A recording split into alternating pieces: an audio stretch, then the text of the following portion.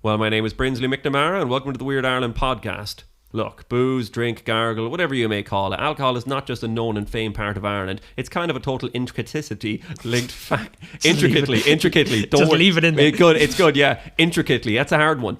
Especially the way I write it. Intricately linked faculty of Irish culture here at home and abroad. Guinness, poitín, whiskey, you name it, it's made and drank here. So today to talk about how it's made, a little bit about the history of it in Ireland, and I was about to say how it's drank, but you don't need someone to tell you how to do that. Homebrewer, home boozer, internet masked man, Hooley Homebrew. How are you doing today, Hooley? I wrote that intro with the name Hooley Homebrew because that's the name of your Instagram page and your business. Yeah. What name do you go by? Some people call me Al Pacino. Some Yeah. people call me a gobshite, but whatever you want to call me, you can feel free to. Okay, I might end up using Hooley every now and then. Work away, fire Okay, away. groovy. Yeah, how are you doing today? I'm good, thank you very much. And how was that intro there kind of thing? Does that match up what you do, like a home brewer, home boozer, internet mass man? Yeah, I think so. All That's fairly comprehensive. Yeah. Because you were talking about how you reckon homebrewing is going to grow in the next few years. Yeah, I mean, you kind of look at the history of homebrewing companies in Ireland and it's like, when there's a recession, there's like 2 or 3 homebrewing companies that spot up because people get an interest in it and then they kind of do nothing and then they're just left and they're, running and eventually they'll shut down. But I think being proactive, there's going to be a growing interest in it, and I hope with the rise in computers, in AI and this sort of thing, people are going to become more interested in actual handmade things and things that have been, made with the human hand, not generated through AI, that they're going to become interested in making their own foods, their own drinks and that sort of thing. Like kind of like this bespoke market type thing, even like where like, I mean, let's not say Heineken's made by AI, whether it is or not, I don't know, but like it's still factory produced, it's still mass produced, and it doesn't have a local kind of connection or that kind of thing. Well, my biggest issue when you walk into an Irish pub is it is actually very difficult to buy something that isn't made by a multinational. Yeah. So you walk in, your Guinness is owned by Diageo, your Heineken is owned by the Heineken Group. Yeah. Even Beamish and Murphy's, I know Beamish is owned. Heineken. Beamish is definitely Heineken. I can't remember with Murphy's, but I think they're both owned by. I'm pretty sure they're both produced in the same in Beamish or Crawford now in Cork. So you're looking, and then your whiskies, the 3 Jameson, Paddy's Powers, Green Spot, Middleton, Redbreast, all made in IDL. Then you look at Bushmills. I don't know if Bushmills is owned by a multinational. You have a few of the smaller brewing places, but they don't really reach all too far across the country. So you walk inside of a pub and you're like, oh, I want to support the Irish, Irish brands and businesses. All that has a harp on it. This is, Irish. And it's like, well, you're actually just supporting a load of rich pricks on the continent. So it's like, I think we do need a growth of actual Irish produced produce, and that hasn't been sold out to multinationals. Well, let's say it's not homebrew stuff because that's not necessarily sold in a bar. Is there any options like that in bars at the minute that's like that's more independent, locally produced thing? Well, you get your whiskies, and the other thing with the whiskies is a lot of them they might have shares invested in, so you might have 20% owned by a supply network. Uh-huh. So if you want to get into shops, there's a couple of ways about it, but one of the ways is that you get purchased a small bit by the company that's doing the retailing, which isn't too bad. But there's regional beers. There's not really like across the board, I don't think. But I think it's kind of time that we take back these sort of industries that have been taken away by multinationals. Which is funny because like in a lot of bars, like compared to I used to live in Spain, in most bars / cafes that are bars in Spain, you'll have 1 beer tap or 2, and that's normally the most you'll ever see. 2. A lot of them just have 1. You walk and you just say, I never ask what you want, I just say, can I have a beer? And they'll just give you whatever. In Ireland you'll have, you could have a dozen taps. Yeah, you know what I mean. But you're not necessarily getting any kind of local option like that. You reckon, or that? Yeah. Well, I mean, I don't think so. I think the standard lineup is like Carlsberg, Heineken, Jameson, and then something else to kind of pad it out. Like, what do you reckon? Out of interest, what do you reckon is more popular in Ireland, Heineken or Guinness? Like in a bar, do you know what I mean? I'd say Guinness. Yeah, I think so. There's a lot of people don't touch Guinness, you know what I mean? There's a lot of people drinkers out there. But there's lads who'll drink 20 pints of Guinness. You don't see so many people drinking 20 pints of Heineken. Yeah, I'd say you'd want to see the bell curve there. I think it's like, but then you also get people who are happy to go in for 1 or 2 pints of Guinness, and I think the Heineken is, I don't know. It'd actually be very interesting to I've see. asked the barman before about that, Yeah. and I can't remember what he said. I think he said they probably sell more Heineken in that particular one, in that bar. But I mean, it's going to be different everywhere. Definitely, I'd say it's fairly neck and neck, and through the seasons, I think you probably get a lot more people drinking Heineken in the summertime. Yeah, it surprises people from abroad when they come to Ireland and they discover that Heineken's the second most popular beer in the whole country at the least. You know what I mean? It really does surprise them, that kind of thing. Yeah. Can poitín be bought in a bar in Ireland, like it's in bottle on the shelf with the proper labelling on it? It's, Yeah, so I'm going to get the dates wrong, but I think it was in 1997 when they legalised poitín. So the first... Which, by the way, I don't think you were even born then, were you? No, I'm 2004. Oh. You, I'm trying to think what you missed out on. 9/11. Oh, there you go. I think you missed out on not Feel Good Inc., but Clint Eastwood. That tune being a hit. I know the tune. I don't remember. You don't remember being coming a hit. out though? No. Yeah, it was a sensation. Yeah. Y2K. Yeah, fair. Yeah. There's some other things. There was a lot of good tunes come out then that, like, No, Huh? the event. The Y2K. Yeah. There was no event. Nothing happened. Oh, wait, you mean like just the millennium? No, the computer was changed. Yeah, but it didn't happen. Yeah, it didn't happen. I was like a non-event. Yeah. The lead up to it, though. Yeah, well, it was an anti-climax in the end. No, it was a great climax. It was a terrific thing. It didn't happen. I don't know. Annie, you're just a producer. You don't even have a mic. No one's gonna hear you. They can't hear you at all. Sorry, okay, 1997. We're going back. 1997, I believe, let me fact check this. Yeah, go on. But they legalised poitín. And what this was meant to do was in these rural communities like South Connemara as a whole, Donegal, bits of Kerry, was supposed to sort of create a cottage industry, was kind of the idea, the consensus at the time from what I've gathered. What ended up happening was you still needed all the licensing and you still needed the equipment that wasn't conventional to making poitín. So what you have in semi-commercial poitín distilleries, so unlicensed, but they're producing a lot. They don't exist anymore, but it would have been, the majority was fairly big milk tanks, and they would convert those into stills. And then other people had just used big tanks, and they could be anywhere from, say, 500 to like 1,200 litres is kind of the range that I've heard of. Pasteurization tanks and these sorts of things, and they'd run their stills like that. But when you go to open a licensed distillery, you need a thing called a spirit safe, which you throw on at the end, which calculates all of the stuff that you've collected so that you pay the correct excise duties. Okay. So they legalised poitín, but they didn't put any incentives for the people making poitín to actually change over to creating the licensed stuff. And then with the excise duties on it, you're talking, I think it's 42.57 a litre of pure alcohol. So if you're looking at a bottle of poitín that's say 65% and it's 700 mils, I'd need to do the calculations, but it's like 20 something euro of excise duty on it.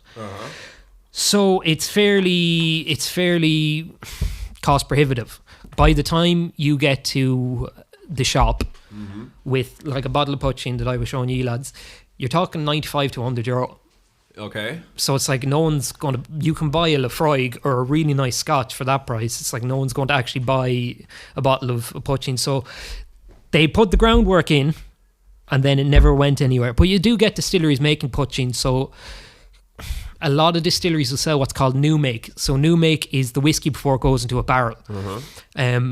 And they sell that as their own brand poitín. I know that Ardra up north sell their own poitín blend, which is peated oats. It's quite an interesting flavour. It's only 42%. Then I'm sure Lochmask have their own one. Ballina have the Straw Boys. So you go up and down, every independent distillery will have their own poitín. Nearly kind of a gimmick in the airports for the Yanks. Like, I'm not knocking them, but that's kind of what it is. It's nothing compared to actual poitín that you get off the streets. Sometimes it's better. A lot of poitín you're buying on the streets isn't good, but compared to like a real poitín that's made by someone who cares about what they're producing, it's not the same. Well, the one that's the stuff that's sold commercially like that, how strong percentage going to go? There's no I don't think there's actually a limit, but the limit is how much excise you want to pay, and then what's your return on that. So you're talking most distilleries will have it in the 45 to say 50% range, because that you can tell it's stronger than whiskey, but you cannot tell how strong it is. And then the one that stands out to me is producing something that's actually probably the closest to poitín is Achill Island Distillery at 65%. Oh, wow. Which I laugh, because when you go by Achill Island Distillery, it's called the Irish American, is like their main brand. And you're like, they're very much marketing towards an audience, and yet they're the distillery that manages to produce what I would consider the most authentic. What this is pretty, like, I kind of got ahead of myself with some of those questions, in the sense that I should probably ask, what exactly is poitín? What makes it a spirit that's not vodka or whiskey?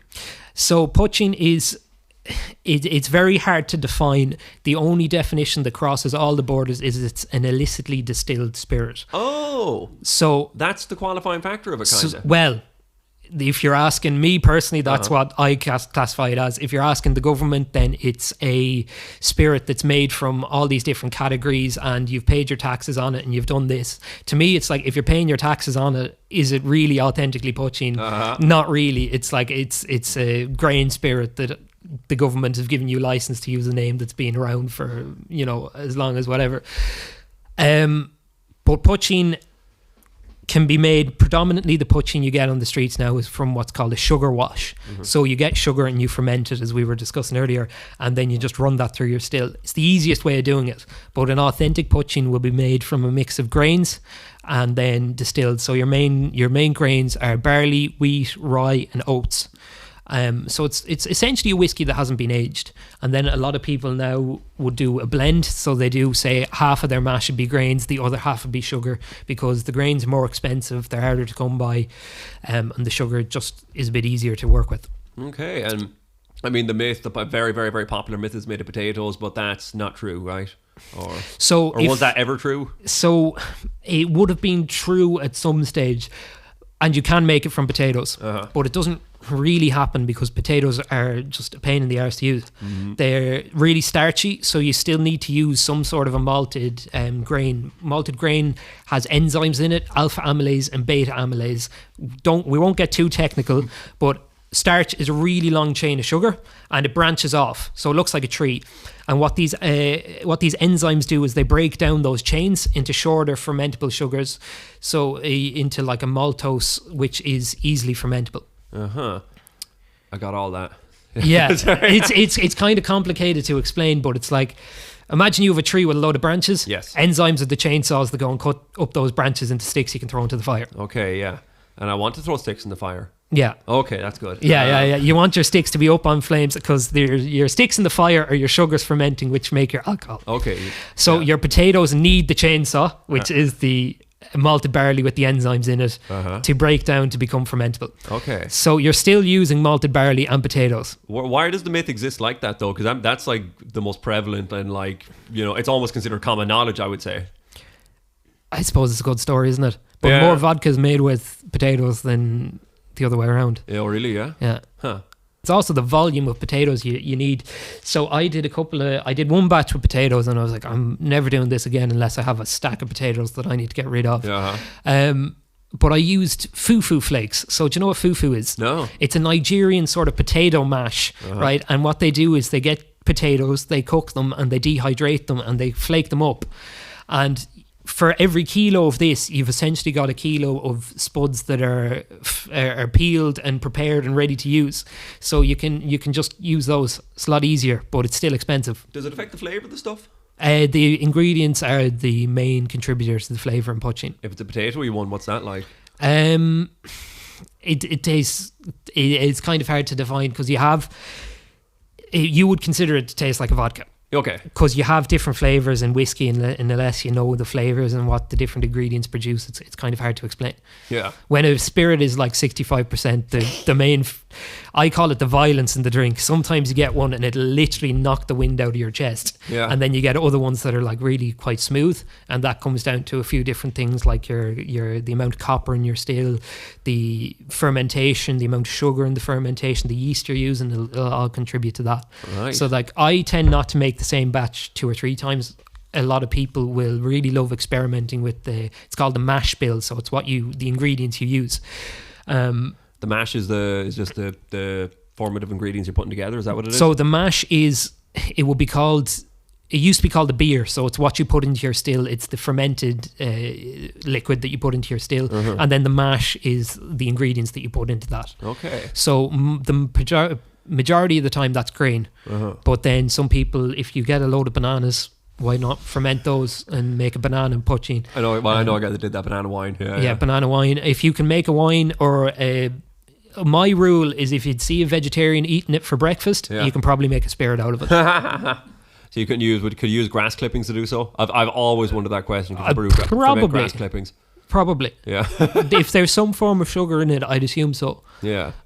You might have to wait until the grass seeds and then use the seeds, but I wouldn't be surprised if you couldn't. In its essence, because there's going to be people that don't know necessarily that much about home brewing, but if we want to keep it real simple, this is going to sound so like compared to what we were just talking about there. Sure. When someone's home brewing, making booze at home, what exactly is happening? What are they doing, and what's happening in essence? So it depends what you're making. So it kind of falls into two categories. You have your wines, and then you have your beers. Yeah. So a wine is anything which comes from like a natural sugar source, like fruit, honey, even sometimes vegetables, but that kind of gets a bit complicated.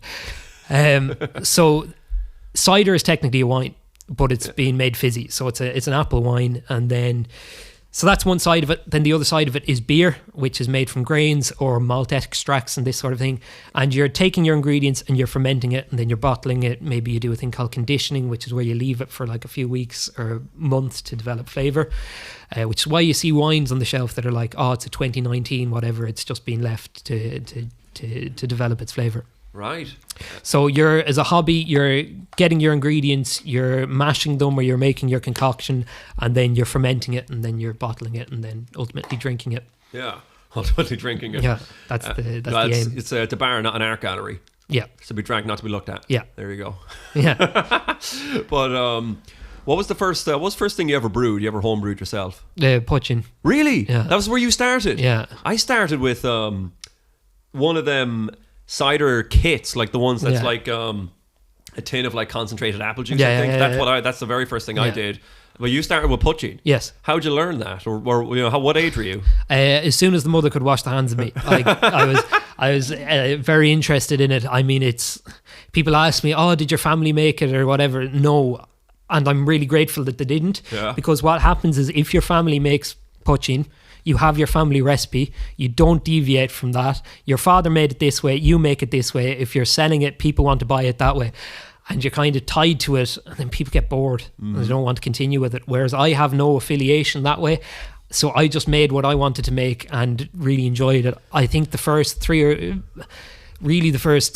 batches I made were not drinkable, but like you still drank them. Do you know what I mean? Yeah. What do you mean by not drinkable? As in like they didn't taste good, but like they were safe to drink. But they were booze. Like it would work. Yeah. Okay. So I started off. My first still was actually we got an induction hob in my home house, right?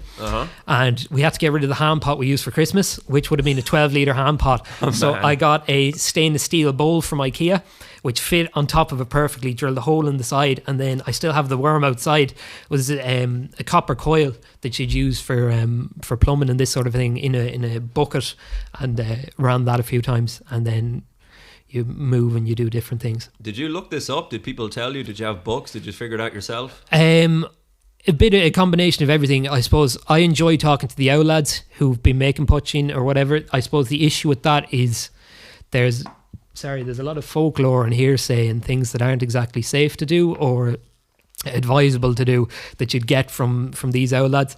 So there's no end of how to make your own whiskey, how to make your own vodka, how to make your own spirits on the internet. You can follow those and pick it up.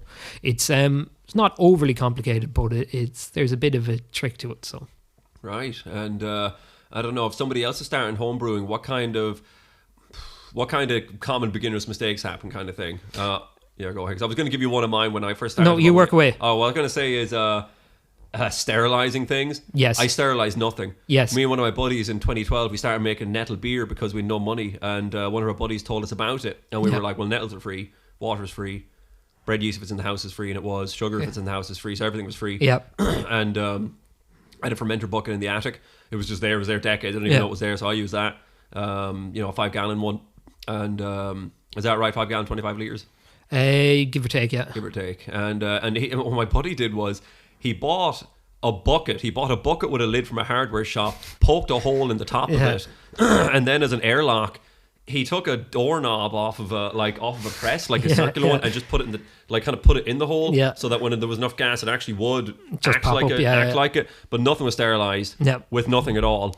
And the nettle beer genuinely had massive clumps of mold growing in it. And we didn't know there was anything wrong with that. We just assumed that was all normal part of the process. And like I was telling you before, we'd nobody had a siphon.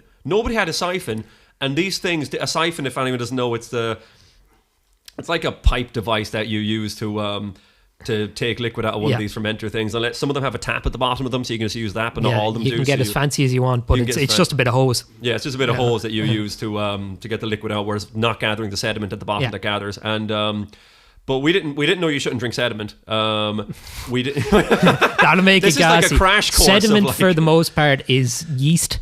It can still be active. So if you drink that, you're probably going to be farting and burping quite a bit, I'd imagine. Our buddies, one of our buddies, the guy who told us about nettle beer, said you can drink the sediment, but it'll give you a mighty hangover. At least that's the way he described it. And so instead of a siphon, we'd just take a cup and just take cups out of it over and over again like that, or a 2-liter milk carton, dunk the whole thing in and just go around with that thing. So how right were we getting it? No, it worked. It worked. It was bread yeast. It was bread yeast and everything. Like, so how did we do in our first go like that? So sanitizing is a really important part of making wines and beers. You can kind of get away with not so much in making whiskey, because you're ultimately creating a hand sanitizer, so you can kind of say, look, but you should still do it. So you should use a sanitizer. Lots of different ways you can do it. You can make a bleach mix. If you're doing that, make sure you rinse it out very well. The majority of the spray sanitizers are no rinse, so you spray them on, leave them off. They're not expensive. They are worth spending the money on. Anyway, after that, the other big issues that people run into is too much sugar. So people think more sugar, more alcohol, the better we're going. Bread yeast, like you used, is okay up till about 4 or 5, 6%. Anything over, not so good. So you want to use a decent yeast if you can get it. A good yeast isn't expensive.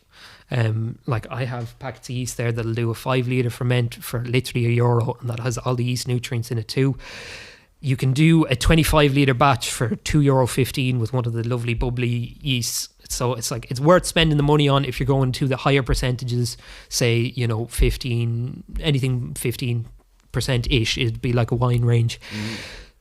So people go heavy with the sugar, especially when they're making poitín. They don't understand the limitations of the yeast that they're using, and that creates off flavours. So smells like farts, tastes really like petrol.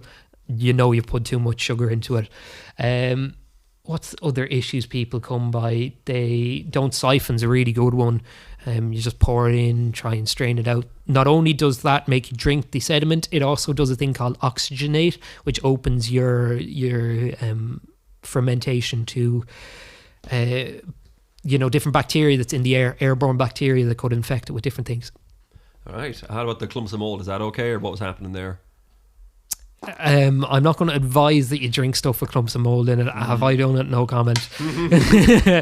Am I still alive? Yeah. So One big mistake I made one time, only once. I only ever tried bottling once to try and ferment, or not ferment, pardon me, carbonate. What was it? Nettle beer. Yeah. You know what I'm going to say, probably. Yeah. And once again, I didn't know what I was doing. I didn't know how it worked. I just thought, put thing that's fizzy in bottle, put cap on it, wait a while, and it'll be fizzy after. I didn't really care. I didn't even hydrometer or anything. I had nothing of course. But I had like 20 of them in my bedroom, and one of them just exploded like a glass bottle just exploded all over my room. And now I think actually, in fairness, the first one, the lid, thankfully, just popped off and it just shot up. But one of them outright, the glass ruptured, exploded out. So I was like, okay, I better get these out of my room. But I really because you have to pick the thing up and go with it. And you're like, one of these could explode in front of me and throw glass all over. And thankfully they didn't. I just put them in the garden and just waited, I don't know, a few days until they all blew up or something like that, so they were safe to go near again. Yeah. So a lot of people in Ireland made home brews in like the 80s. Yeah. It would have been a big thing, making your own beer in the 80s. Again, another recession, so people got into it. Yeah. But the main issue with that is you are putting sugar into your thing, into your brew, and you might put too much sugar in. So the rule of thumb is half a teaspoon per half litre, so a teaspoon per litre. What a lot of people do is they go, my fermentation's done, I'll do that and throw in half a teaspoon and then bottle it up, but the fermentation isn't done. So you don't have a hydrometer, you can't check, you're going off of the bubbles coming out of it, and you're like, you could actually still have quite a bit to go, and it goes in the bottle and then caps pop off. Or if you're using like a swing top, you don't know until you pop the top and it goes fucking everywhere. Hydrometer mitigates that issue, but and a good capping machine, or it's not a machine. It's like it's like €20 and it folds the caps on properly. Yeah, so it's a little stampy kind of thing. Kind of, I don't know. Yeah. But yeah, that's one issue. I actually had. So I was talking to you earlier about the heads. So this is the first bit that comes off of the poitín still, and I had a bottle of that in a Bulmer's like flagon glass bottle, and I left it into one of our mutual friends, right?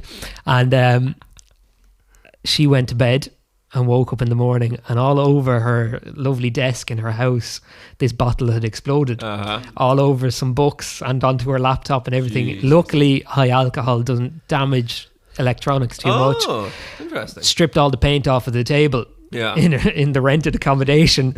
So I blame the fairies. I don't think the fairies liked her too much. So we went out the back garden with a few hobnobs and left them off for them. But hobnobs, biscuits. Yeah. All right. So so when you're talking about the little folk or the fairies or whatever, apparently don't like being called the fairies. So you stick to the little folk or the good people.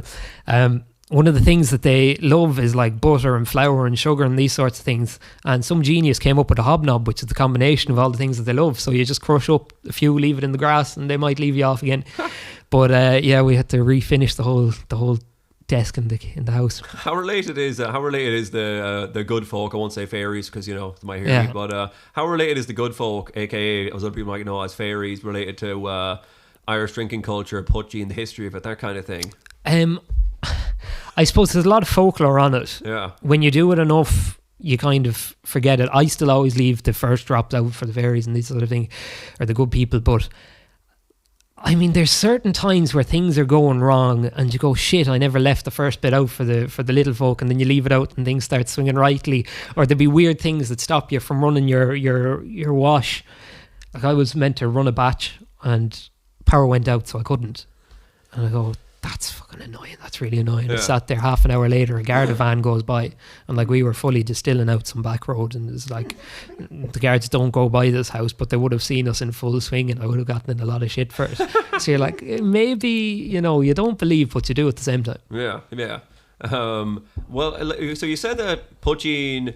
I'd certainly never knock them anyway. You never knocked the good folk? Yeah. Look, they're good folk. They're good folk. There's no harm in them. Putting them down. You know what I mean? Yeah. I suppose my favourite bit of folklore about them is it depends who you talk to, but that first drop that goes out to the good folk. Yeah. Two stories behind it. One is that they love it and they'll drink it and they go on a great hoolie. The other is that it blinds them and they won't be able to find you. Yeah. So you don't really know from that bit of folklore whether you're against them or with them. But I like to imagine that if that you'd be with them. Yeah. And like when you say the drop for them, do you pour it out or do you put it somewhere for them? How does that actually work? It depends on the tradition and the folklore that you want to believe in, but the main consensus is that it goes into the ground, into a bit of earth that's nearby. So like I have a load of weeds out the back garden, so that alcohol does kill the weeds. So really, so I just wander around to the biggest weed that I want gone and just tip it out onto it. That kind of reminds me, there's like kind of like a myth, or I don't know if it's real or not, that if you take very, very strong alcohol, poitín in particular, you see it in movies all the time, not even animated ones, like not cartoons, like actual serious type movies where you pour strong spirits on a fire, it'll erupt up. Will that work with poitín? That'll work, yeah. Yeah? Wow. I tried it one time with one guy, but I didn't do anything, just put the fire out. So it depends on the strength of it, but if you're with the spirit that's like 65%, it will go up in like a cloud. Is that kind of dangerous to keep around in a way? No, unless you're setting stuff on fire. This tablecloth you're looking at actually is a replacement for one that went on fire and What'd it burned you do? the fucking house out. I spilled a pint glass of poitín and up it went. Fuck, man. Can it go from, if it's real strong, can just without it spilling, can like kind of vapor coming off it, like a lighter? Am I in special effects land here? It's not overly dangerous if you're running the still and you have a leak. That can cause an issue if you're using an open flame still and not an electric element. Yeah. So that if you have your still and you like pop a seal or something goes and you have your flame shooting out the side, or it's not a flame, sorry, you have your vapor shooting out the side, it can produce a flame if it comes in contact with something to ignite it. So you patch those holes fairly quickly. Yeah, or you turn the still off and run away. I had a still pop in a shed at one stage, and it's like, what's the safest thing to do here? It's like, just turn it off and fucking run and hope for the best. Prior to 1997, when I believe it was 1997. I'm going to check. Prior to the legalization of poitín distilling in Ireland, you would. I mean, you see the videos on YouTube all the time of. Normally, it's like a crackdown or something like that happening, and it's normally like a pretty funny video, and it's happening, I don't know, far west coast or that. Yeah. What did those kind of operations look like? Where did they happen? Were they really cracked down on illegal, and were they popular? That's like 4 questions. So, in certain areas of the country, poitín was very popular. Connemara being the last, Connemara and Donegal and Kerry being the last, Cork and Kerry being the last strongholds. Yeah. Anywhere that's kind of hard to get, and that the police are local. That would have been the main 2 things, because the police would have bought the poitín. Like, they weren't fools, they knew what they were at. Like, what makes me laugh about a lot of the captures of poitín, especially, you see these fucking whiskey barrels, and there could be 20 or 30 of them lined up fermented, and they go, we got the still as well, and it's a steel drum with like a tiny little copper coil beside it, and you're like, what they've done there is they've left a decoy there that you take in happy days, and it just so happens that a film crew's with you that day, and you have to be the gobshite that stands beside it and goes, they're running this 50,000 5,000 litres through this 200 litre fucking still, and you're like, they're clearly running a bigger operation than that. Would have been very organised, do you think, to be able to produce how much they were producing? For certain people, I think there was a few lads at it full time at one stage, but there was more people who were happy just producing a small drop for their friends and household, family, whatever, that sort of thing. Yeah. And why would people value making poitín over a stout or something like that? Poitín has so many uses. Okay. Disinfectant, firelighter, cleaning, making tinctures and herbal remedies.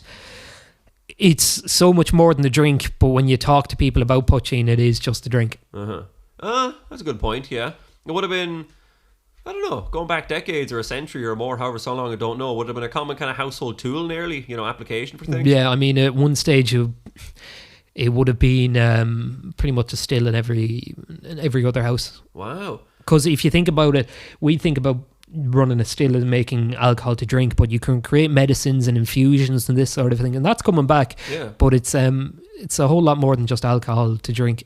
I worked in Bosnia for like half a summer in nearly 10 years ago now, and rakia, that's what they call their moonshine there. Not just there in Bosnia, but then in other countries like Czech Republic, I think, around there. I remember people telling me, and I saw it when I was in Bosnia, that home distilleries are extremely common. It could be like the way you said, there could be nearly every household, or every second household will have one. Yeah. And it's I would imagine right now in Ireland that there's more Eastern European households, like the Polish are big into it, making their own homemade spirits, than there is Irish households doing it, which is grand and everything. But it's just an interesting idea that we have this spirit that is so ingrained in our culture, and it's gone to the wayside so much that there's possibly more rakia or more Polish moonshine, like the name for it's escaped me, being produced here. Yeah. One of the last poitín seizures was in 2019, and it was proper like one of those 1950s and like kind of crackdown operations. It was in Cork, and they were making about €400,000 a year.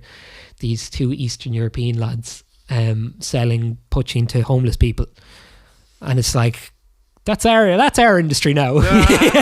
No, you shouldn't be selling poitín to homeless people, but like, just funny that it's still called poitín, and it's a completely different sort of a thing, really. They knew who they were selling it to. Yeah. You know what I mean? Yeah, rightly on. Yeah, it's like, yeah. Is like we're talking about households, like even right now in 2026 making poitín, like having their own little distillery, that kind of thing. Is making it illegal, is drinking it illegal, is selling it illegal? Where is any of the grey line or whatever happening there? Or is any of that illegal? It's such a grey area. Yeah. So as far as making it, it's questionable. I don't see. It's like, why would you bother? You know, chasing down someone who's making, 20 bottles a year. Yeah. You know, maybe they're making 100 bottles a year. Maybe but it's like, it's not actually enough to do any damage to the economy. And if they're doing it safely, just fuck off. Like, go and find something better to be at. Then you have, is selling it illegal? And it's like, that's fairly in the ground, not allowed. Right. Because you're supposed to be paying your excise, you're supposed to be doing it health and safety, you're supposed to be doing it all, food safety comes into account and that sort of thing. Yeah. Which is fair enough.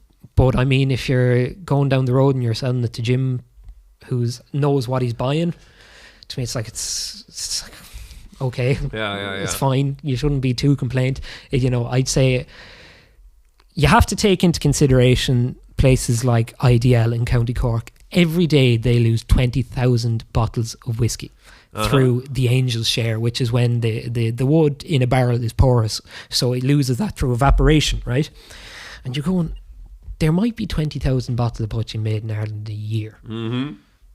It's not that big of a market. I think that the law should be changed that, look, leave it as you're not allowed to sell it, and if you're caught selling it, hey, that's your own issue. But there should be, say, you can have 100 litres still, you could have a 200 litres still, and once you're not flat out and once we don't have reason to believe that you're running an illicit distillery, I think people should be let at it. It's the time and age that it's like, come on, we're such a nanny state, and that we love people telling us the rules and then not following them.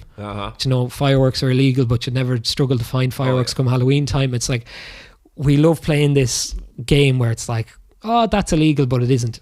Yeah. I think to really ignite it, you should say, look, you're allowed to still up to this size, you're allowed to make this amount. And do you think, is it on the rise now, people making their own stuff at home at the minute? Do you see that happening? No, it's definitely. So my aim before I die is I want it to be easier to get a bottle of poitín on the street than it is to get a bag of cocaine. Right. Damn, there's something you can put on a t-shirt there. Yeah. So there's a few t-shirt ideas. One is you can't tax my Hooley is going to be one of them, and then the other one is say no to cocaine, drink poitín instead. So, I mean, people know what they're getting into when they're getting into poitín. Cocaine is coming from God knows where. You're supporting God knows who. You're like, it's not a good product to be consuming. So I think really a revival in that would do no harm, and I think there's bigger issues, Right. They say, I mean, there's kind of a popular, I'm guessing it's a myth as well, I'm not sure that poitín's dangerous, can make you blind. That's like up there with it's made of potatoes, something you hear as well. Yeah. How true is that, or can that be?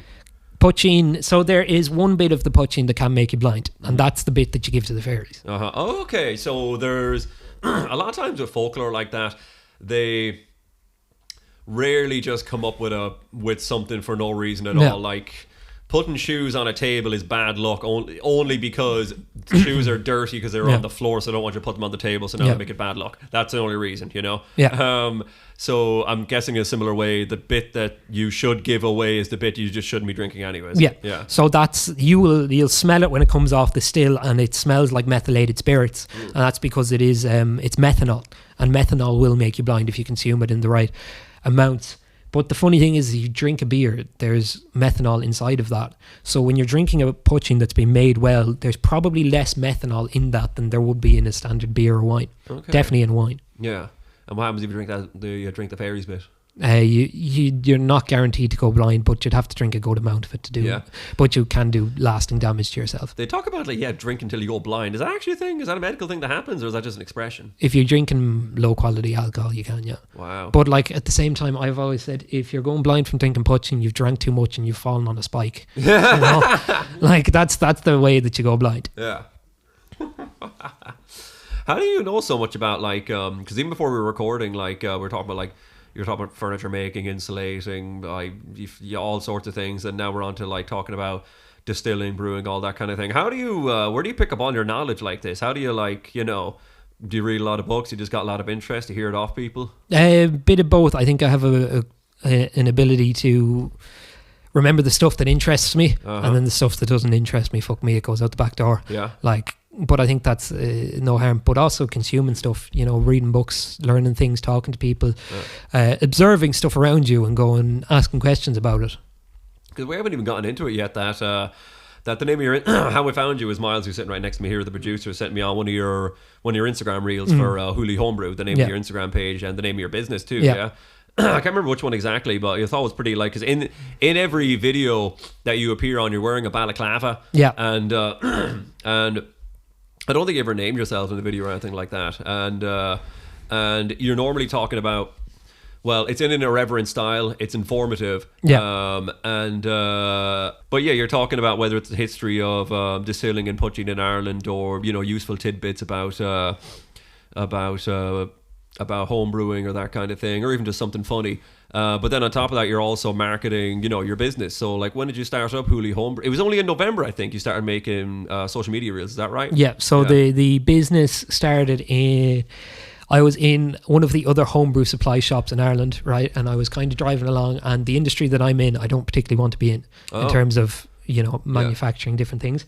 And I was kind of driving along, and I was going to set up a micro distillery, and you're reading the news, and every day it's like, oh, another distillery shut down. This is gone. It's not the time to be opening a micro distillery. And plus it's a huge investment. Like, you're talking, you could do it, and I'd be able to do it for, you know, a lot less than someone with no knowledge of making stuff, or, you know, where they can cut corners, and I can do a lot of the work myself. Still though, you're talking a huge investment. And I was driving along, and I pulled into one of the other homebrew supplies in the country, and I was buying a couple of bits, and I was having a chat with your man, and I was like, oh, are you busy? I always ask that. Yeah. No, if you walk into a shop, I always ask, are you busy? And it's great because there's two responses, and it's flat to the mat, and you go, that's great, at least the day goes quick. And the other one is slow, and you go, sure, you can't complain, you know. Anyway, I said, are you busy? And he goes, it's really weird. Normally I don't get anyone inside in the shop. I might get 1 or 2 a week. And he says, every day I've had nearly, you know, 8 or 9 people a day, and they're all looking for different bits and bobs. It's really strange. And I was kind of left, and I was driving in the car, and I was going, do you know what? That's actually probably not a bad business to get into in the current state of things. So anyway, I bought all that stack of stuff beside us. There is different types of yeast for making different beers and wines and ciders and this sort of thing. So I contacted the company that I was dealing with for buying my yeast for making different spirits. And I was like, WHC Labs is the name. They're in Wicklow. And I rang up Philip Nutt, is the fella there. And I says, hello, can I buy some homebrewing yeast? And they go, we do sell homebrewing yeast, but we don't have anyone in Ireland who sells it. Do you want to do it? And I said, of course. So I bought a load of stuff off of them.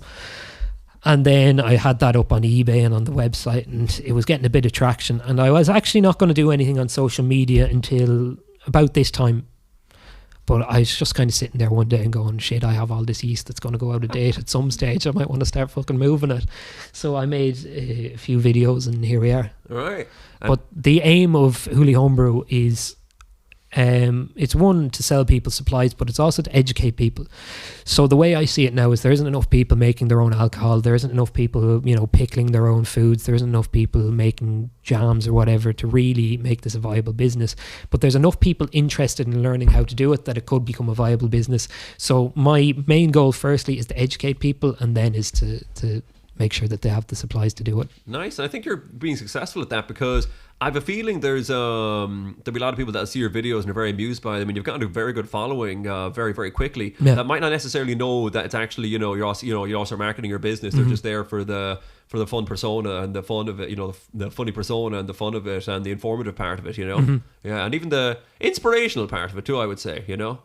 Yeah, well, I think it's very important for Irish people. We have great food in Ireland, and we have great ingredients, but people don't know how to use them because it's kind of a new sort of a thing. Well, not new that we have great ingredients, sorry. Yeah, I'm doing the same on that. Yeah. No, it's new that we have the finances and the time and this sort of thing to make great food. So you go to Eastern Europe and they have really good fresh produce. They know how to preserve it. And then you come over here and we still have polytunnels and greenhouses, but people aren't as interested in making jams and like pickles and these sorts of things. They want it fresh, but they don't know how to preserve it. So I think it's important to make sure people know that that's actually accessible and it's not just something you have to buy off the shelf. Yeah, because I mean, I saw one of the last things you were talking about on one of your videos was not just about homebrewing, but like home recipes in general. And you're putting together a cookbook, is that right? I'm hoping to. It'll be probably a year or so before that goes anywhere. But I want to create a book for people interested in making their own food. So people know how to make breads and cakes and buns, but they don't know how to make, like, you know, pasta sauces or these sorts of things. They kind of, you know, you can make a pasta sauce, but you're going into the shop to buy your tin tomatoes and these sorts of things. Yeah. People are growing tomatoes by the fucking ton in their polytunnels. Yeah. They just don't know how to preserve them. So I want to kind of create this collection of recipes that people can use as a base to then move on with making their food. Wow. So as a part of it is like organic stuff, which is interesting, and then part of it is just being self-sustainable, which I think is going to become important. Has anyone asked you to do, like, I mean, it's only just, you know, pretty recently started your whole thing, but has anyone asked you to do, you know, talks or demos or this kind of thing, festivals? Because you seem really well suited to that kind of thing. Yeah, so I'm planning next year to go around to the different heritage days and that sort of thing. Oh, you mean so August this year, National Heritage Week? Or So there's loads of different heritage festivals and craft weeks, because I think it falls well into that. The issue is that some of these places, with them being government funded and this sort of thing, they don't want someone pitching up with a poitín still. They don't want people talking about it, which is like, it's such a shame. And even one of my gripes is Turlock House has the Irish Country Life Museum in it. Incredible place. I mean, you can go in there and, you know, I know some of the people with their pieces inside of there, and they're like the people who love their stuff, they love their craft. I think Tom Delaney, Old Crafty, has some bits in there. There's, you know, curricks, there's coracles, there's, you name it, straw, bits on coopers, you can look at any craft under the sun. You go to the poitín maker and there is fucking zilch. All right. And you go, well, this fella was probably as important in his time as the cobbler, as the seamstress, as the, you know, boat builder and this sort of thing. And you're going, for the love of fucking God, can we please just get something? Because people are so interested in it. I mean, the videos that I do that get the most traction are talking about poitín and the history of it. Yeah. And everybody goes, you know, that's really interesting, I want to learn more, but they don't know where to go. Yeah. And why do you think that it's kind of shunned in the, by the way, the National Museum of Country Life? Yeah. Free to attend, totally free to attend, because it's one of the national incredible, and I'm not knocking place, them, but it's the stance of, it's taboo. It really is taboo, and it's funny because it's taboo, but it isn't. Because you get people talking about it and they love talking about it, but until then it's like, oh well, we can't say that, you know, oh that's dangerous, and then, you know, suddenly people are very interested in it.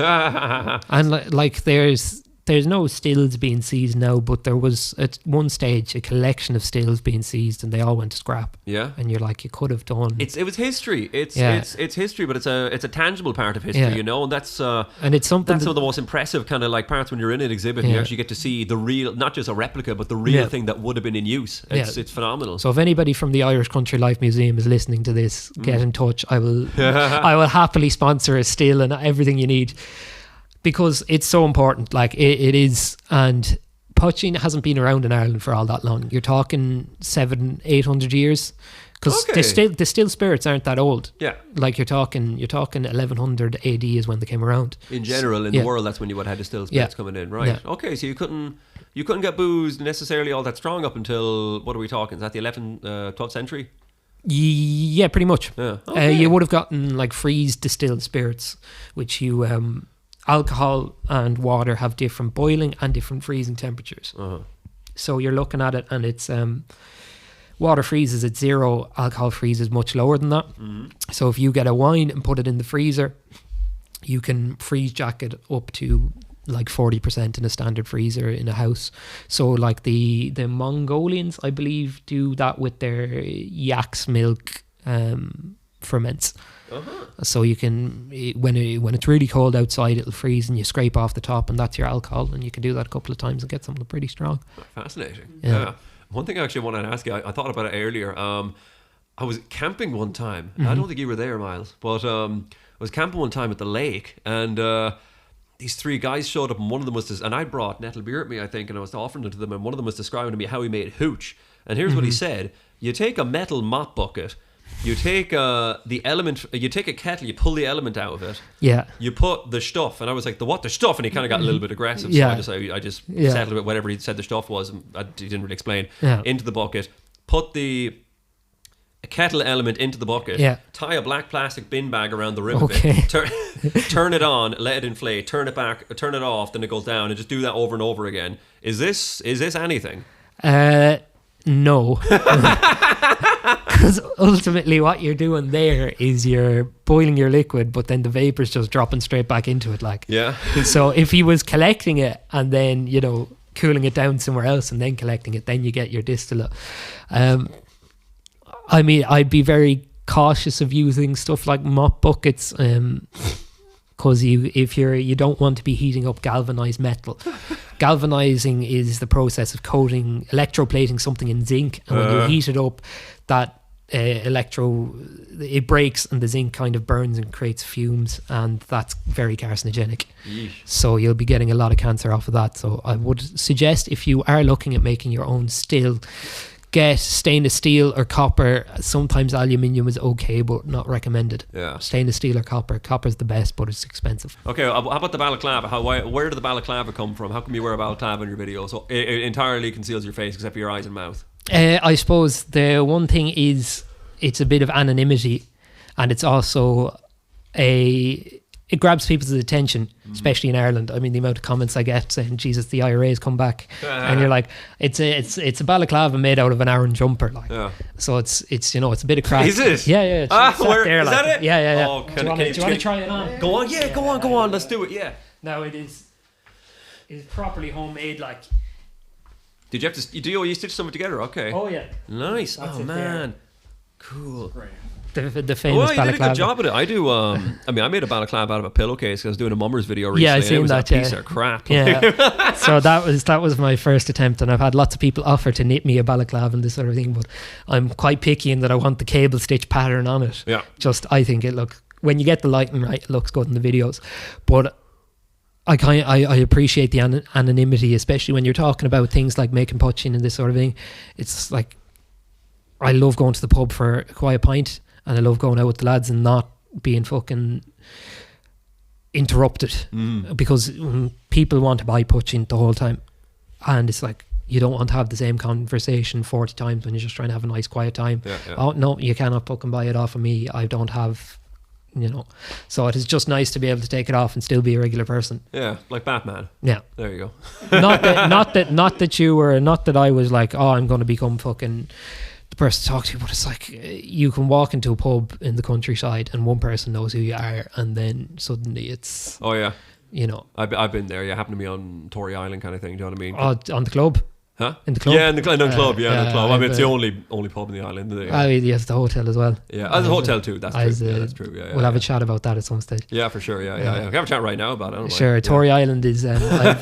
I've two mates from Tory Island, whose family are from Tory Island, and we've been up there a couple of times. But one of them's grandfather was probably the last poitín maker on the island. Oh, really? So I want to do something with that at some stage. Okay, head up to Tory and run a still up there. Run a still? Yeah. Okay. If I can. One of the things I'd love to do is, do you know Rock Hall?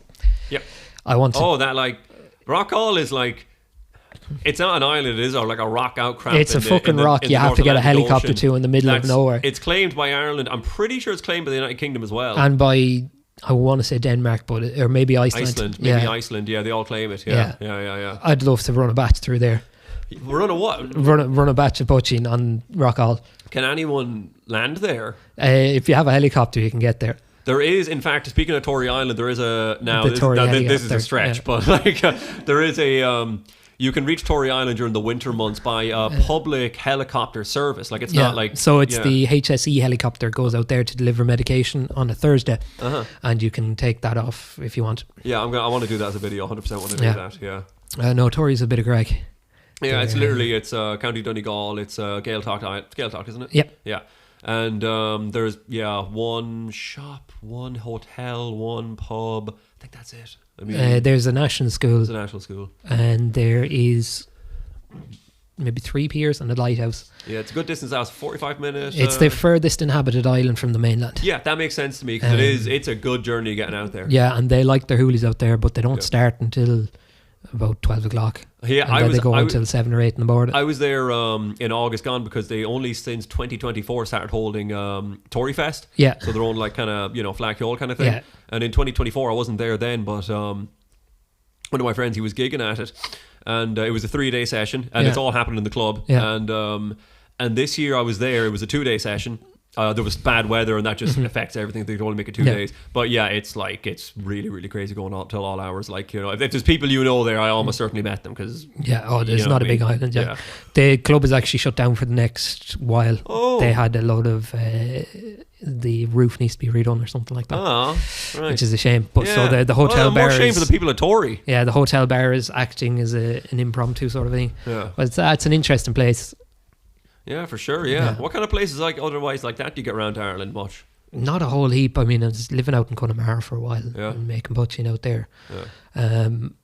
But not as much as I'd like to. I really would like to get out to more interesting locations like that. And there's lots of interesting history along with making poitín. Like there's an island off the coast of Sligo town, just north, I think Mullaghmore sort of direction, and that would have been fairly popular for making poitín back in the day. What's it called? Is it Inishmurray? Yes. Yeah, Inishmurray. Yeah. You can't. Is it Inishmurray? Is it Inishmurray? There is an Inishmurray in the South Sligo, but I don't know if it's that direction. Yeah. It might be yes, because it's a well, it's. And you can't really get out to it anymore. I don't think. No, it's hard enough got to. But if you know someone, you can always get anywhere. Yeah. Yeah, there's a few places like that that'd be interesting to go to. Would you have any interest in like traveling to every inhabited and recently inhabited, let's say inhabited in the year 1900 onward, Irish island? So this would include, of course, Tory Island, Rathlin Island. Rathlin's another one I'd like to go to. Yeah, I'd love to go they're there. still poitín on that island. They as still far do? As far as I know, they do.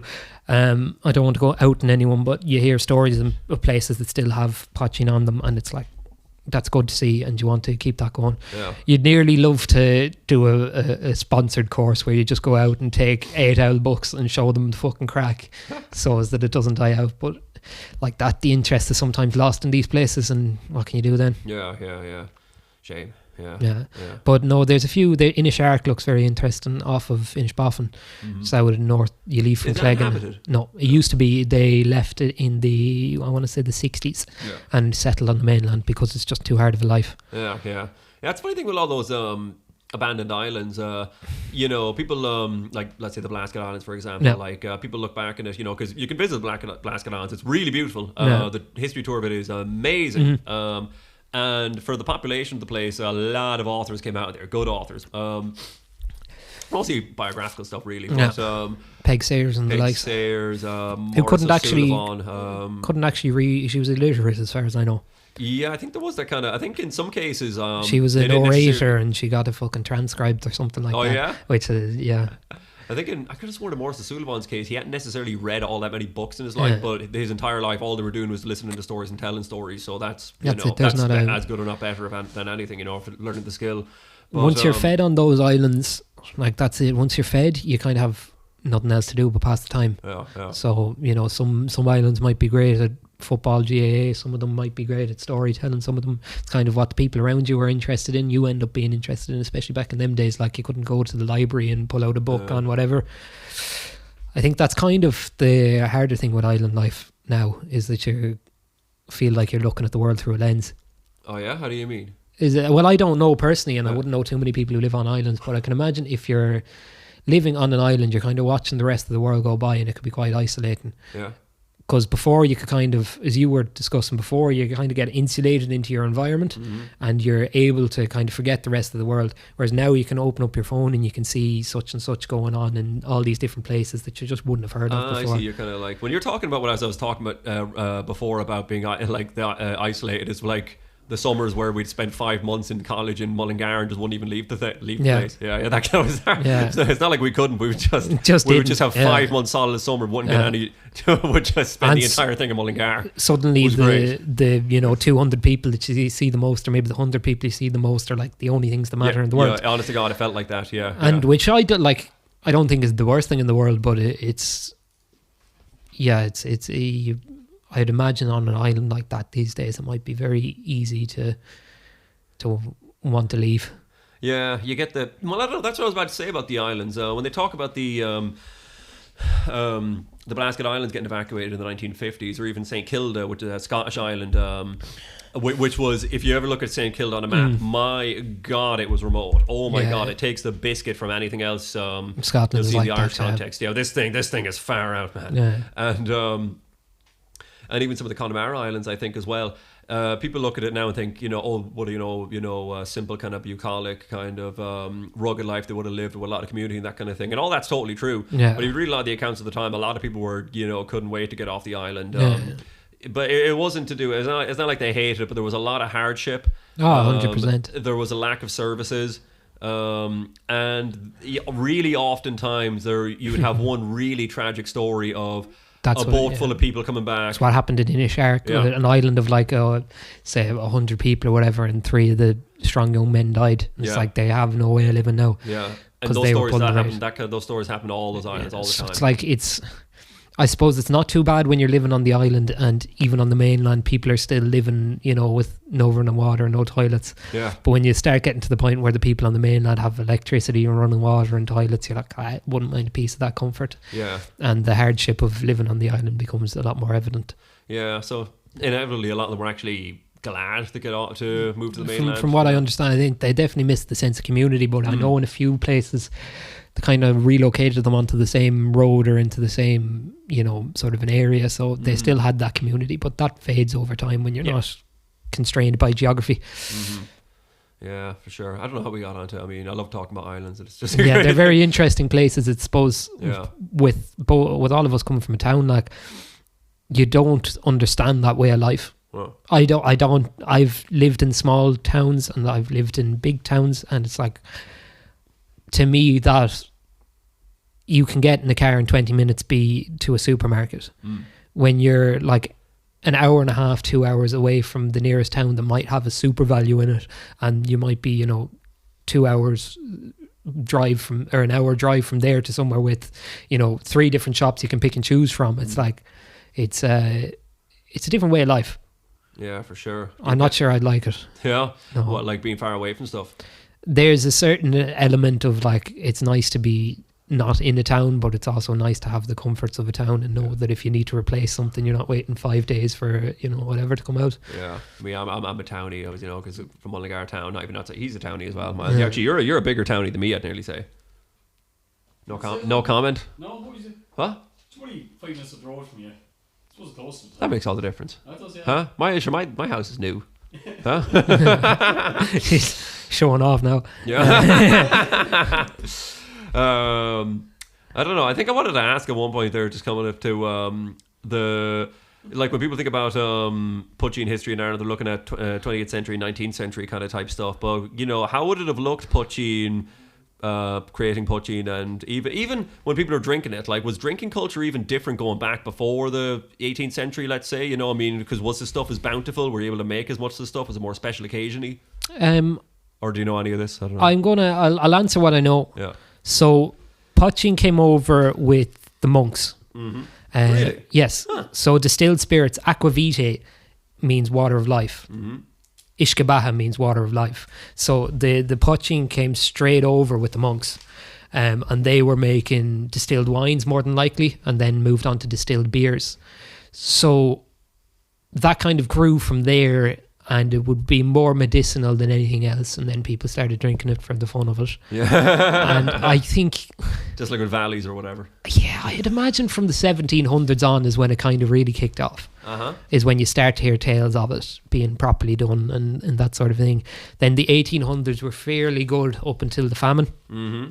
And then after the famine picked up again up until about the 1920s, and then it became a more commercial endeavour rather than a household sort of a thing. And what poitín had been in, there was some temperance movements in Ireland, like a lot of countries, the Pioneers Association, and I think the statue of Father Theobald Matthew. It's like the most distinctive statue on the main street of Cork City. He's actually a famous prohibitionist, I think that's the word. Sure. Would poitín have been a particular target of this kind of culture? Yeah, I mean, the reason poitín's gone is because of the Catholic Church. Oh yeah. Like the Catholic Church sided with the government, or the government sided with the Catholic Church, whichever way you want to look at it. So ironically, the monks that brought over the poitín were in line with the reason it disappeared. So these priests were preaching that it's not good for you and it's bad, and it's like, well, the revenue can't be collected off of it and this sort of thing. And that would have been the fact that it wasn't massively big money maker. And then pair that with the fact that the church is telling you're going to go to hell for making it. Mm-hmm. And there's a few bishops that were really against people making it. Like up in Inishowen, there was talk. Inishowen Peninsula, Donegal, is that it? Yep. Yeah. There was talk, and I'm not sure how true it is, but I was talking to someone and they were saying that if you were making poitín and you wanted to be absolved of the sin, and you wanted to, do your confession, you couldn't do that with your parish priest. You had to go make the full trip into Derry and go and see the bishop, and that would have been common enough. So it kind of multiple angles was the reason it faded out pretty much in the 80s, right, and 90s. 1980. In the 1980s, yeah, when it went. In the 90s, it was kind of the end of it, and now it's mostly bachelors and sheds. Okay, how come they legalised it in the 1970s, or whenever that happened? They didn't make it illegal, but it just the kind of look the other way mentality disappeared, or didn't disappear, but it got less and less. So by the authorities more than by the actual people themselves. Okay, right. Sorry, it's the only time it's happened, but I slightly zoned out at the last in that sentence there. No, you're sound.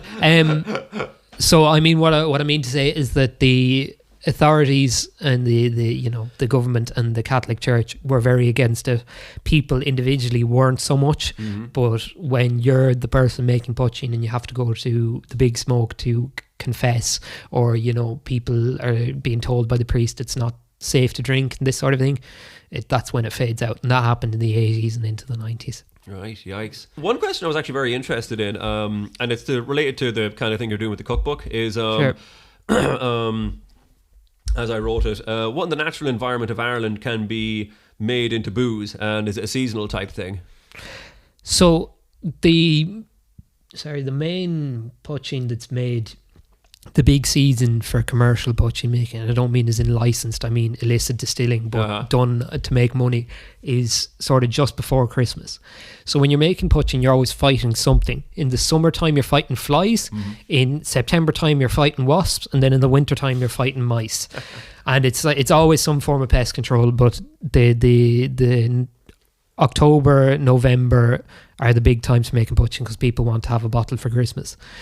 In terms of making booze, very seasonal. If you want to make stuff from things around you, so a lot of people call that like country wines. So what you're talking about, nettle beer and like blackberries and this sort of thing, that's just made when they're ripe and kept. It's a way of preserving stuff as much as making alcohol, because if you're making fruit, it still has the vitamins and minerals in it that you just happen to get pissed when you drink it. Yeah, we were talking about before we started recording this. I've done dandelion one. That's April, May's ideal. There's dandelions all the time, but they're very, very plentiful in April and May. Cider, of course, is autumn time. Blackberries is autumn time. Elderberries is autumn time. Elderflower is during the summer. Black currants during the summer. Here's an interesting one. I don't know if this would be an interesting one for the cookbook. Rose hip. You can make rose hip wine. Yeah, you can. Rose hips are really high in vitamin C. So a rose hip jam is really good to make in the summertime and have through the winter if you're getting colds and that sort of stuff. There's actually more vitamin C in a rose hip, as far as I know, as there is in a orange.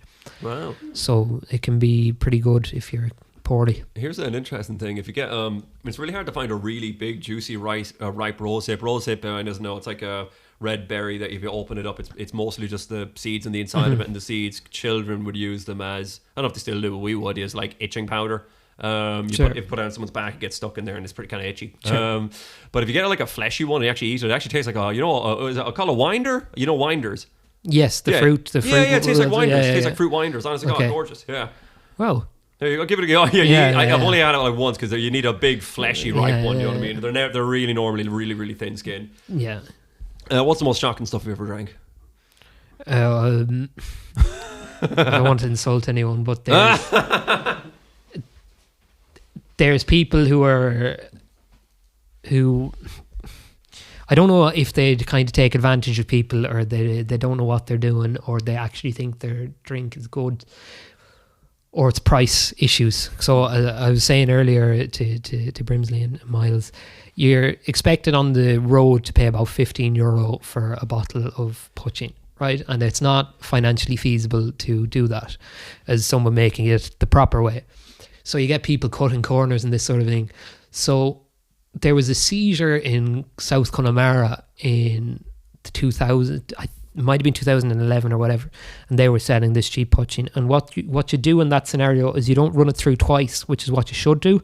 You only run it through once, and you kind of collect everything, and it's like maybe 40%, and it'll do if you're stuck, but you might sell it for €5 or €10. I've had the taste of some of that sort of a thing, and you're like, fuck, that's not worth drinking. Yeah. That's the main issue with the stuff. Uh-huh. So, but I mean, good quality stuff is comparable to a whiskey, like. All right.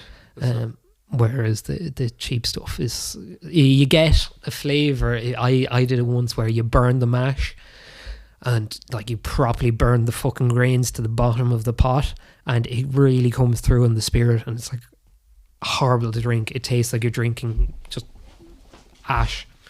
Damn. But what can you do? You just learn, pour that down the drain, and fucking try again. When you're in the pub, what's your order? Normally Paddy's. Paddy's whiskey. Paddy's Irish whiskey straight. Yeah, maybe an ice cube, and it depends how pissed I am. I'm much more of a spirits man than anything else. I don't have the bladder for drinking loads of pints. So I like spirits. I like whiskies. Yeah. That's my. You won't be doing what you're doing otherwise, I don't think. No, I love. One of the things I really love about poitín is making your own spirits. Is you can get stuff that you cannot buy. So, you know, people make banana poitín, people make strawberry poitín, it's not viable to make commercially, but if you only want 3 or 4 bottles and you want to see what it tastes like, you really can. Like, sometimes you do hybrids of stuff, and it's literally what you have in the shed. You fuck it into the pot, you boil it up, and you make your poitín out of it. I've done a couple of times, and it's come out, and you go, this is actually fucking lovely. And you go, no distillery would come up with that mash bill because it's just so ludicrous, but it's like, I know I can get the sugar out of it, and I'll run it through and I'll see how it goes. And you're going, do you know what? It's interesting to get the different flavours if you're into that sort of thing. Yeah. Well, I think we'll leave it off there. Al Pacino. Al Pacino, yeah? Yeah. You gotta say it as one word kind of thing? Well, I think it sounds better if you do, yeah. Miles, do you got any questions? You interested here and know about anything? No, that was everything answered. Yeah? There was a few bits I asked as well, but just the crackdowns and stuff at the moment, and Yeah. I don't there's bigger crimes going on in the country at the moment. Yeah. We do go on to talk about coke and stuff as well. Like, I think that's you have imperative enough to be doing it. Remind to that making 2 or 3 bottles in the shed for a bit of crack and having it with his friends, and if you know it's safe to drink, it's not difficult to make stuff that's safe to drink, then you're sound. And it's like yes, like that. There's not really many crackdowns anymore. I'd say half the guards don't even know what a poitín still looks like, and they don't need to. So it's like, it's sound. You said, you know what you're buying as well. Like, you're not. Yeah, if you're not getting surprised by you drank a bottle of poitín and. Yeah, if you drink a bottle of poitín, you go fucking sideways. Then, like, you know yourself. If you're buying cocaine and you're shitting yourself because it's laced with baby laxative, then like, you know. Actually, that's one of the, because you mentioned that there. I used originally I would just use not sterilized equipment. Then when I got better, I'd learn to, like, for brewing. Then I would learn to Milton tablets. Yeah, for what? Maybe is that a done thing? Milton tablets. Yeah, they chemical names. Baby's bottles, isn't it? The name escapes me, but yeah, Milton is a sterilizer like that. Yeah, you can use lots of different things. Okay, that's fine to do that one. Yeah. Yeah. Okay, yeah. I mean, it's not guaranteed, but it's pretty good. Ruby.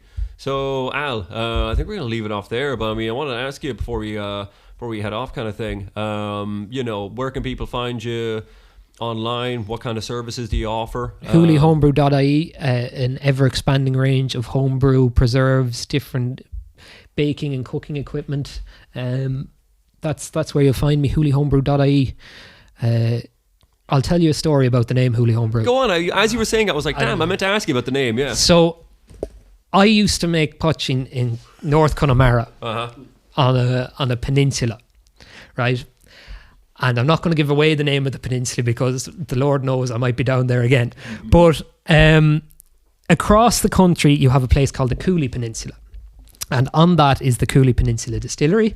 And they produce Connemara whiskey, which is Hooley Peninsula Distillery, or the Hooley Distillery, sorry, is owned by Suntory Holdings, which is a Japanese company. They own Jim Beam and a few other places. They're using Scottish barley. And they're producing a whiskey called Connemara whiskey, which is literally on the other side of the country.